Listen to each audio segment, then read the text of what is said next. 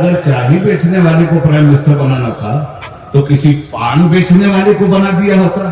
कम से कम पूछ के तो चूना लगाता। इसने तो पूरे देश को बिना पूछे हुए चूना लगा दिया।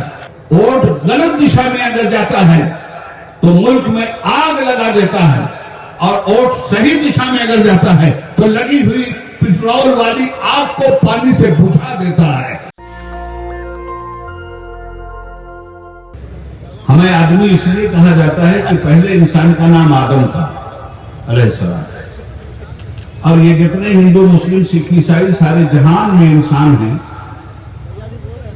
ये सब आदमी इसीलिए कहला रहे हैं कि पहले इंसान और उसकी औरत के साथ पैदा होने वाला ये संसार इंसानियत और आदमियत में फैल गया।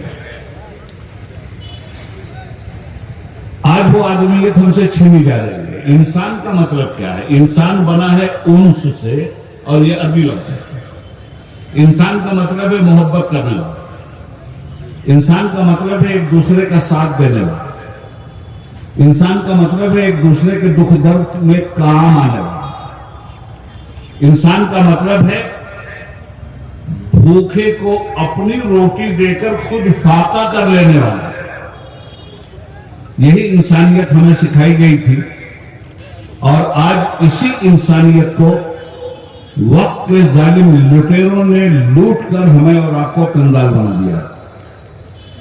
बहुजन अधिकार रैली और बहुजन अधिकार को हासिल करने का ये प्रयास, भाई, राजनीति के जरिए ये प्रयास कभी कामयाब नहीं हो सकता। इस प्रयास के लिए एक कामयाब सियासत की जरूरत है। राजनीति क्या है और सियासत क्या है? सियासत नाम है पावर में आकर अवाम और समाज की खिदमत करने का। सियासत नाम है जात बिरादरी के झगड़ों को मिटाकर इंसानों में इंसानियत पैदा करते हुए बराबरी के साथ उन्हें सम्मान देने का और उनका हक ईमानदारी से अदा करने का। आपने देखा है पार्लियामेंट या असेंबली में, सूबे के लिए असेंबली में कानून बनते हैं और देश के लिए पार्लियामेंट में कानून बनते हैं। उस कानून पर अमल दरामद तो कानून क्या बनता है, और हमें आपको जरूरत किस बात की है? इस देश का जो संविधान बाबा साहब भीमराव अंबेडकर ने हमें दिया, वही संविधान इस देश की रूह है, और उसी संविधान के अंतर्गत मुल्क की पार्लियामेंट और मुल्क की असेंबलियां और उनमें चुने हुए एमपी और एमएलए ओथ लेते हैं। तो सबसे पहले हमें यह समझना चाहिए कि मुल्क का संविधान कहता क्या है। मुल्क का संविधान कहता है कि सारे हिंदुस्तान के नागरिक कश्मीर से लेकर कन्याकुमारी तक हिंदुस्तानी हैं। इनके मजहब अलग अलग हैं, इनकी संस्कृति अलग अलग है, इनके रस्म रिवाज अलग अलग हैं, मगर देश का संविधान सबके मजहब को तस्लीम करता है, सबके रहन सहन को तस्लीम करता है। देश का संविधान कहता है कि देश में जो भी उन्नति प्रगति होगी, उस उन्नति और प्रगति के समान तौर पर सारे हिंदुस्तानी हकदार होंगे। देश का संविधान खास तौर पर माइनॉरिटीज के लिए, ओबीसी के लिए बहुत हसास और बहुत नाजुक है। देश के संविधान ने जंगलों में रहने वालों को जंगलों का मालिको मुख्तार बनाया। देश के संविधान ने माइनॉरिटीज को और दीगर मज़ाहिब के लोगों को अपने धर्म और कर्म में मुकम्मल आजादी बख्शी। देश का संविधान कहता है कि अगर किसी के धर्म और कर्म में कोई भी इंटरफेयर करता है, और कितनी बड़ी ताकत भी इंटरफेयर करती है, उसका हाथ देश का कानून पकड़ लेता है। आज वो देश का संविधान मौजूद है, मगर उस देश के संविधान को तबाह करने वाले कौन लोग हैं, उन्हें पहचानने की जरूरत है बहुजन समाज को। और बहुजन समाज से मेरी मुराद हिंदुस्तान का वो अक्सरियती समाज है जिसका शोषण हो रहा है। वो अक्सरियती समाज आप अपने हक को, अपने अधिकार को लेने के लिए यहां इकट्ठा हुआ है। एक चिराग इश्क से जलते गए कितने चिराग, खाक का हर जर्रा माहो का कशा बनता गया। तू अकेला ही चला था जाने बे मंजिल, मगर लोग साथ आते गए और कारवां बनता गया। मेरे बुजुर्गों, मैं कोई जज्बाती गुफ्तगू आपसे नहीं करूंगा, उसूली बात आपसे करना चाहता हूं। आइए, देश की आजादी से पहले क्या आपको इस तरह की मीटिंग करने का अधिकार था? हमारे वकील साहब ने, अबू बकर साहब ने बहुत तफसील से अंग्रेजों की राजनीति को आपके सामने रखा था। राजनीति का मतलब यह होता है कि ऐसी नीति बनाओ जिसमें राज किया जा सके। समाज उसमें कहीं नहीं, उसमें डिक्टेटरशिप है, उसमें पावर है, उसमें इक्तदार की हवस है। इसका नाम है राजनीति। नीति ऐसी बनाओ जिसमें राज किया जा सके। और सियासत नाम है पावर में आने के बाद आवाम की खिदमत की जाए। आज दलितों का हक मारा जा रहा है, शोषितों का हक मारा जा रहा है, माइनॉरिटीज पर खास मेहरबानी है। मगर एक मुजाहिद यहां सरदार की शक्ल में मौजूद है। मैं सलाम करता हूं इस शख्सियत को। इस शख्सियत ने मेंबर पार्लियामेंट, इत्तेफाक से वो मेरे बिरादर हैं, मैं भी मेंबर पार्लियामेंट था और 18 साल था, वो भी मेंबर पार्लियामेंट हैं। हम लोगों ने पार्लियामेंट के अंदर भी जुबान बंद करने वालों की जुबान बंद कर दी थी और साफ ऐलान किया था, बोल के लब आजाद है तेरे, बोल जो खामोश है। अर्ज ये करना चाहता हूं कि 150 साल तक सफेद अंग्रेजों के आतंकवाद को हिंदुस्तानियों ने झेला है। वकील साहब ने तफसील से बात की है, मैं उस तफसील में नहीं जाना चाहता। 150 साल के बाद ये मुल्क ऐसे ही आजाद हो गया? ताली बजा के देश आजाद हुआ या सर कटवा के देश आजाद हुआ? ये देश हजारों लाखों हिंदुस्तानियों ने जब अपने सर को फुटबॉल की तरह उछलवाया है, तब ये देश आजाद हुआ है। इस हिंदुस्तान की हमारी हजारों लाखों माओ बहनों की मांग का सिंदूर खूंचा गया है, तब ये देश आजाद हुआ है। इस देश में हजारों लाखों बच्चे हमारी यतीमी की मंजिल से गुजरे हैं, तब ये देश आजाद हुआ। और आजादी की नेमत हमने पाया इस 75 साल में। अंग्रेज बड़ा चालाक था। सफेद अंग्रेज की चालाकी आज भी मशहूर है। और उसने क्यों इतने दिनों तक, एक शताब्दी तक क्यों हुकूमत कर ली, आप जानते हैं और आप बोलते भी, मगर उसको समझने के लिए और अपने अमल में लाने के लिए कोशिश नहीं करते। लड़ाओ और हुकूमत करो। आज हमारा हर हिंदुस्तानी बच्चा बोलता है कि अंग्रेज की ये पॉलिसी थी कि लड़ाओ और हुकूमत करो। सफेद अंग्रेज चले गए दोस्तों, मगर काली औलादें पैदा करके गए हैं। जो काम सफेद अंग्रेज कर रहे थे, लड़ाओ और हुकूमत करो, आज वही काम उनकी काली औलादें कर रही हैं, लड़ाओ और हुकूमत करो। लड़ा दिया, लड़ा कैसे रहा?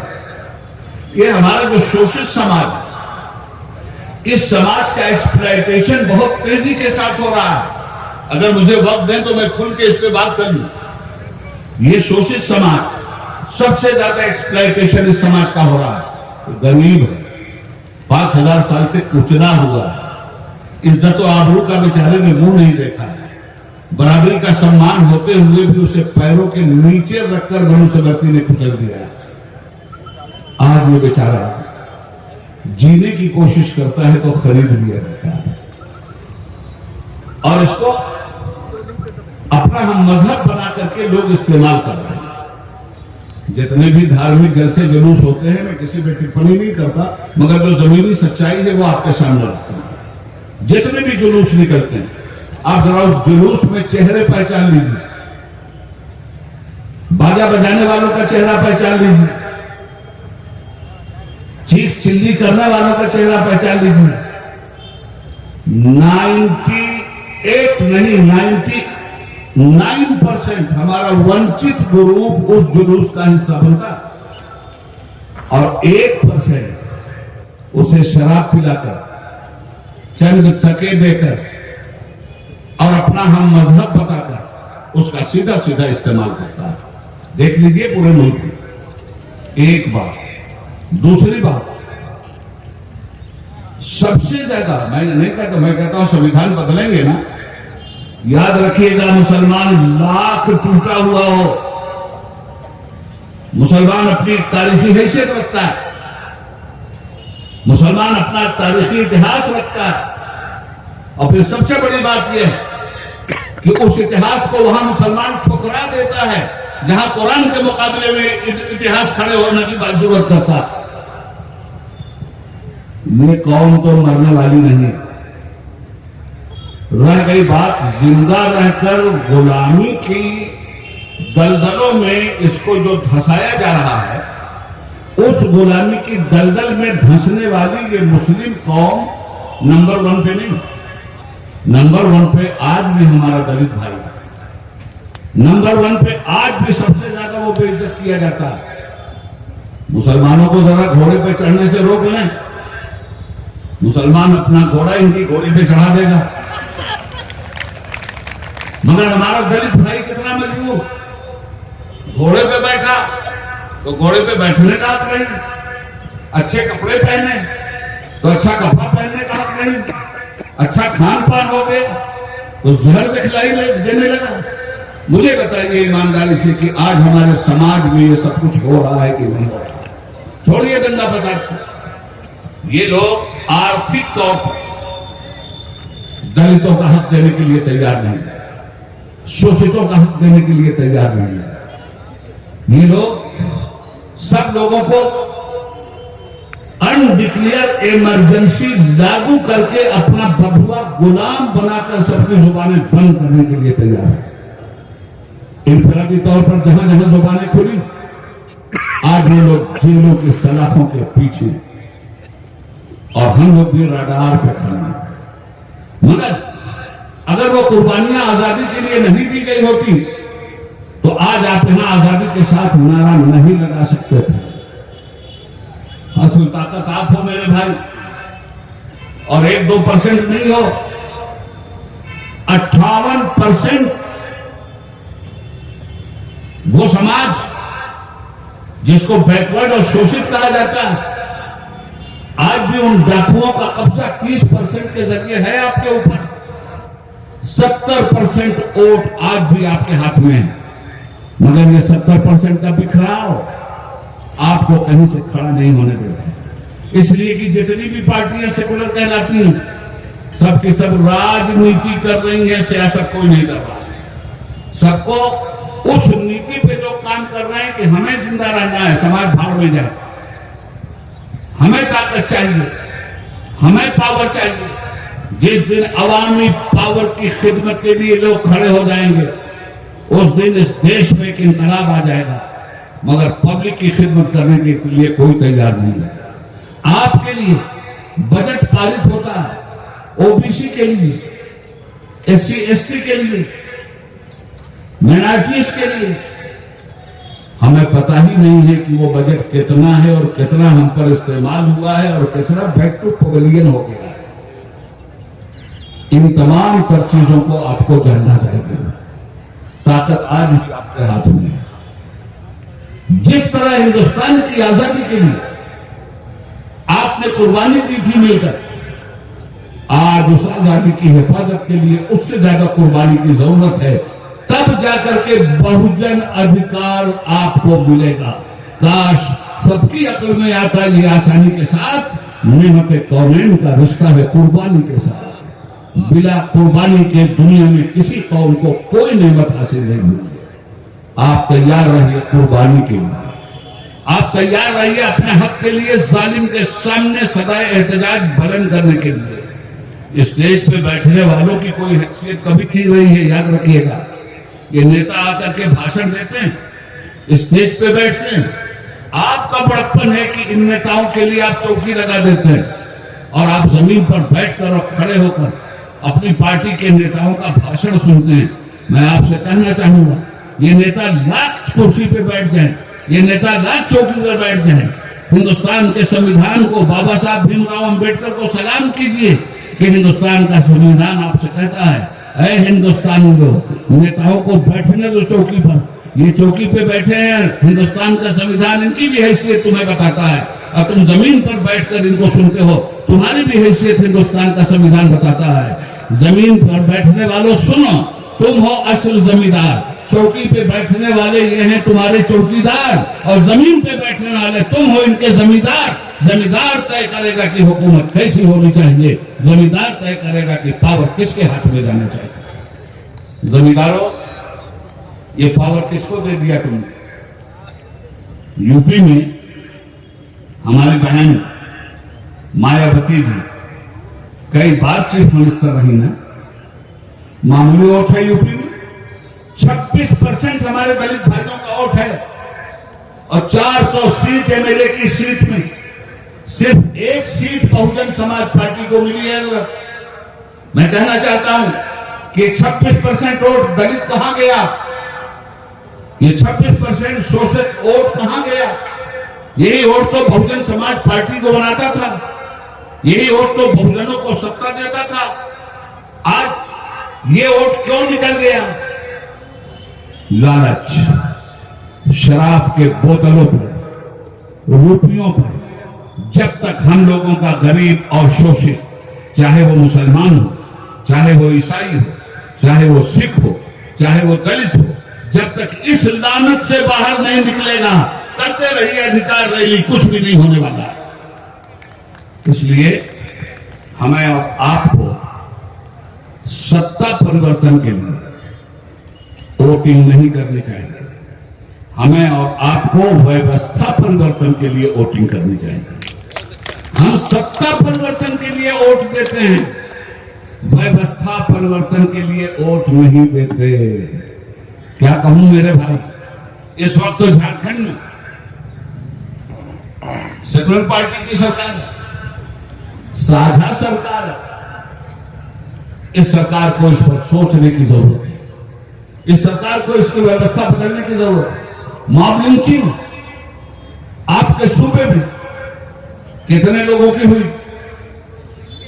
हुकूमत ने ऐलान किया कानून बनाएंगे, हमने स्वागत किया। ड्राफ्ट तैयार, कानून गायब है। मैं यहां की गवर्नमेंट से कहता हूं कि अगर तुम्हारे पास कानून पास करने की अक्सरियत है तो ये देर क्यों हो रही है? और अगर नहीं है तो तुम्हें ऐलान करके जनता का दिल जीतना चाहिए कि हमने ड्राफ्ट को बनाया, असेंबली में पेश भी किया। असेंबली से अगर वो ड्राफ्ट नाकाम हो जाता है तुम्हारी इज्जत बढ़ जाएगी, मगर ड्राफ्ट बना करके आप अलमारी में बंद कर दीजिए और हुकूमत खत्म हो जाए, उसके बाद कहिए कि हमें मौका नहीं मिला। ये एक्सक्यूज नाकाबिले बर्दाश्त। प्रधानमंत्री करामी, आपने बनाया, हम सब गुनहगार हैं, याद रखिएगा। मोदी अगर गुनहगार है तो उससे ज्यादा हम गुनहगार हैं। कैसा झांसे में हम आए, याद करो 2014 यही आदमी आया, और आने के बाद भाइयों बहनों, मैं चाय बेचने वाला। मोदी जी पूरे जीवन में सिर्फ यही एक सच बोले, बाकी कोई सच नहीं है। मैं चाय बेचने वाला। इसे मालूम था कि चाय बेचने वाला देश भी बेचना जानता है। हमने अपने जमाने में मंडल कमीशन बनाया था, 27% रिजर्वेशन देश के साबिक प्राइम मिनिस्टर ऑफ इंडिया जनाब वीपी सिंह साहब ने बनाया था। मैं उस जमाने में भाई साहब all India general secretary incharge था, पार्टी में बड़े ऊंचे मकाम पर था। और आपको मालूम है कि हम लोगों ने जब उसको पारित किया, देश में आग लग गई, वीपी सिंह साहब का पुतला जलाया जाने लगा। मगर मैं कहता हूं, ऐ शोषित लोगों, ऐ बैकवर्ड लोगों, तुम्हारा एहसास कहां मर गया? मामूली मामूली आदमी काम करे तो उसकी प्रतिमा उसके मानने वाले लगा दिया करते हैं। जिस आदमी ने तुम्हें 27% रिजर्वेशन देकर तुम्हारी गुलामी को आजादी में तब्दील किया था, आज पूरे हिंदुस्तान में कहीं भी उस आदमी की प्रतिमा नजर नहीं आती। एहसान फरामोशी का अगर यही हाल रहा कभी भी अधिकार नहीं मिलने वाला है। अधिकार नारों से नहीं मिलता, अधिकार कुर्बानियों से मिलता है मेरे भाई। एक नारा लगाया और मर गया। भाइयों बहनों, मैं चाय बेचने वाला, तो आपने सोचा गरीब का दर्द हमको बांटना चाहिए। ये गरीब आदमी है, चाय बेचने वाला, इस बेचारे को वोट देकर प्राइम मिनिस्टर अगर बना देते हैं तो गरीबों का इसके हृदय में गरीबों की जगह होगी, गरीबों को ये खड़ा करेगा, गरीबों का मसीहा होगा। आपने बना दिया प्राइम मिनिस्टर। अब सुनिए, प्राइम मिनिस्टर साहब जब तक प्राइम मिनिस्टर नहीं बने थे, कपड़ा भी फटीचर वाला था, और जब प्राइम मिनिस्टर बन गए तो 10-10 लाख रुपए का एक एक जोड़ा पहनते हैं। न गरीब याद आया, न गुर्बत याद आई, न अपने जमाने का फकीरपना याद आया। मगर इसमें मोदी की गलती नहीं है, इसमें हम सब लोगों की गलती है, जिन लोगों ने भारी अक्सरियत के साथ वोट देकर। मैं आपसे कहना चाहता हूं, हम शोषित और बहुजन अधिकार की बात कर रहे हैं। बहुजन ने अगर वोट नहीं दिया होता तो प्राइम मिनिस्टर मोदी कभी नहीं बन सकते थे। कई परसेंट आप ही में कहते हो कि 1% ब्राह्मण है, आप ही में कहते हो 5%, अरे कुल 20% तो वो लोग हैं जो लोग आपको दफन कर देना चाहते हैं। ये 80% के जरिए वो बने हैं प्राइम मिनिस्टर, ये 20% के जरिए प्राइम मिनिस्टर नहीं बने हैं। गलती उस 20% की नहीं है, गलती इस 80% की है जिसने कहीं ना कहीं अपने वोट को बेचा और अपने जमीन का सौदा करते हुए उन्हें पावर दे दिया। आ गए वो, क्यों आपको रहम आया? अरे बेचारा चाय बेचने वाला। तो भाई, तुम्हारे जमशेदपुर में ठेला पे केला बेचने वाले हो गए थे क्या? अरे यार, अगर चाय बेचने वाले को प्राइम मिनिस्टर बनाना था तो किसी पान बेचने वाले को बना दिया होता। कम से कम पूछ के तो चूना लगाता। इसने तो पूरे देश को बिना पूछे हुए चूना लगा दिया। लुट गए आप। इसलिए अगर आपको जिंदा रहना है तो याद रखिएगा कि बाबा साहब भीमराव अंबेडकर के दिए हुए उस वोट की हिफाजत कीजिए, जिस वोट से प्राइम मिनिस्टर निकलता है। वोट के पेट से सब निकलता है, याद रखिएगा। हमारा वोट शराब की बोतल, हमारा वोट भैया 10 आदमी है हमारे घर में, 2-2 हजार रुपया दे दो, सारा वोट तुम्हारा बिक रहा है। आप वोट बेच रहे हैं, ये जालिमात को बेच रहे हैं, मगर आपने समझा नहीं कि आपका वोट कितना कीमती है। जब तक मत पेटी में नहीं जाता तब तक हजरत इसकी कोई हैसियत नहीं रहती, मगर जब ये मत पेटी से निकलता है आपका मतदान। अरे सियासी नेता तो हैं भिखारी, मत के माना वोट, दान के माना खैरात। खैरात मांग रहे हैं वो, दान कर रहे हो आप। मतदाता वो नहीं है जो वोट आपसे मांगे, मतदाता वो है जो वोट देकर एहसान करे। मगर वोट देने के वक्त जिसको आपने वोट दिया था उसे कपड़ा तक नसीब नहीं था, और आज उसने कुचलने में आपके लिए कोई कमी भी नहीं की। याद रखिएगा, वोट की हिफाजत कीजिए। बाबा साहब भीमराव ने मामूली ताकत नहीं बख्शी है आपको, सिर्फ अपने वोट की मीनिंग को अगर आप समझ लीजिए तो अबैदुल्लाह आज़मी कहता है हालात बदल जाएंगे। वोट जब तक वोट की पेटी से नहीं निकलता खामोश रहता, मगर जब वोट की पेटी से निकला तो क्या हुआ? नफरत ने कब्जा कर लिया। इसलिए कि वोट नफरत बाज लोगों को दिया गया था। वोट गलत दिशा में अगर जाता है तो मुल्क में आग लगा देता है, और वोट सही दिशा में अगर जाता है तो लगी हुई पेट्रोल वाली आग को पानी से बुझा देता है। आपका वोट इस देश में नफरत की आग भी लगा सकता है, और आपका वोट इस देश में इंसानियत के वजूद को बचा भी सकता है। अपने वोट की हैसियत को कभी इस तरह से सोचिएगा और कभी इस तरह से देखिएगा। मौलाना सज्जाद नोमानी साहब एक बुजुर्ग शख्सियत, अपने वजूद से फिजिकल तौर पर परेशान शख्सियत, उठने में तकलीफ, बैठने में तकलीफ, आने में तकलीफ, जाने में तकलीफ, इसके बावजूद ये मुजाहिद हर कदम पर आपकी अगुवाई करता हुआ दिखलाई देता है। हजरत मौलाना तौकीर रजा खान साहब उस खानवादी के चश्मा चिराग में, जिस खानवादी ने रूहानी तौर पर हिंदुस्तान की सरजमीन पर इल्म और मार्फत के गंगा जमुना बहवाए और आज चंद लोगों की मुखालिफत के बावजूद समाज के हितों की रक्षा के लिए आपके स्टेज पे थे। हमारे सरदार जी जैसा मुजाहिद, अबू बकर साहब जैसा लॉ का माहिर, हमारे यादव जी जैसा हालात को समझने वाला व्यक्ति, तू किसी गैर के दामन की तरफ क्यों देखे? ये सारे लोग हैं जो आपके अगुवाई कर रहे हैं। मेरी गुजारिश है कि अगर वाकई आपको आपका हक चाहिए तो आप बेकार हो गए।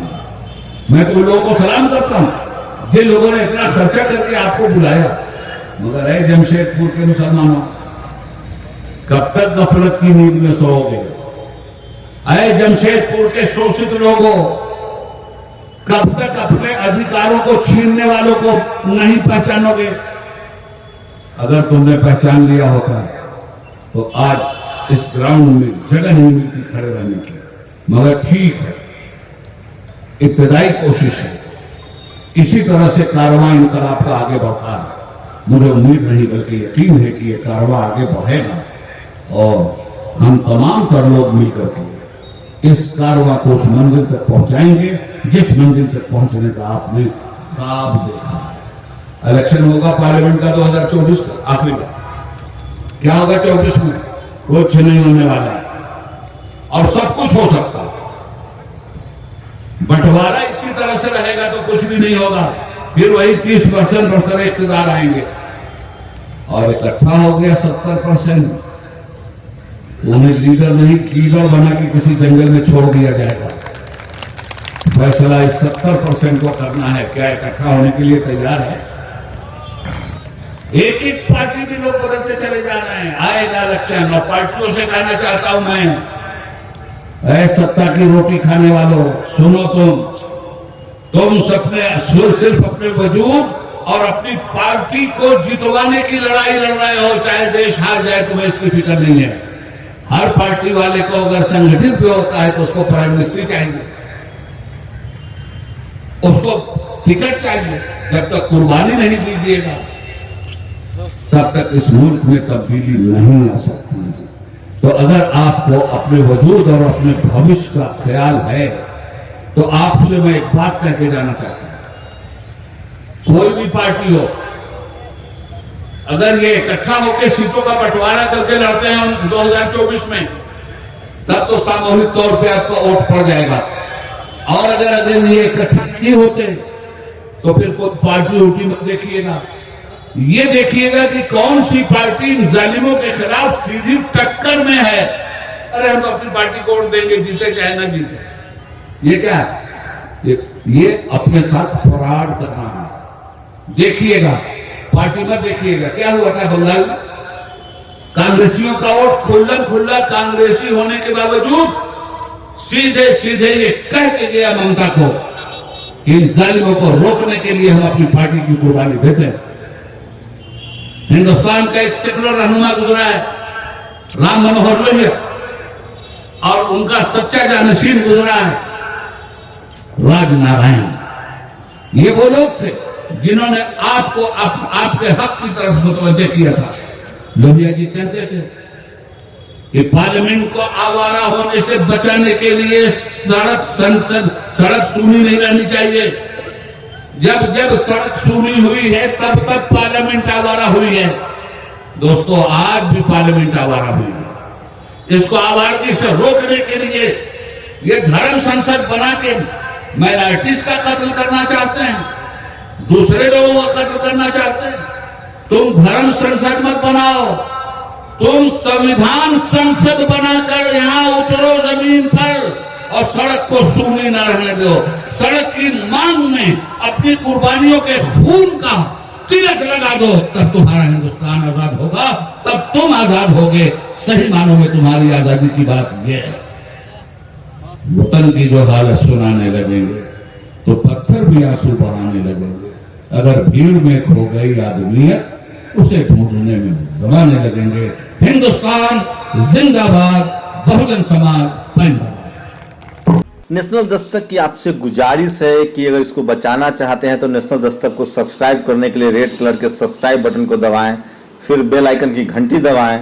नेशनल दस्तक को बचाने के लिए बहुत जरूरी है कि हर खबर को शेयर करें, लाइक करें, कमेंट जरूर करें।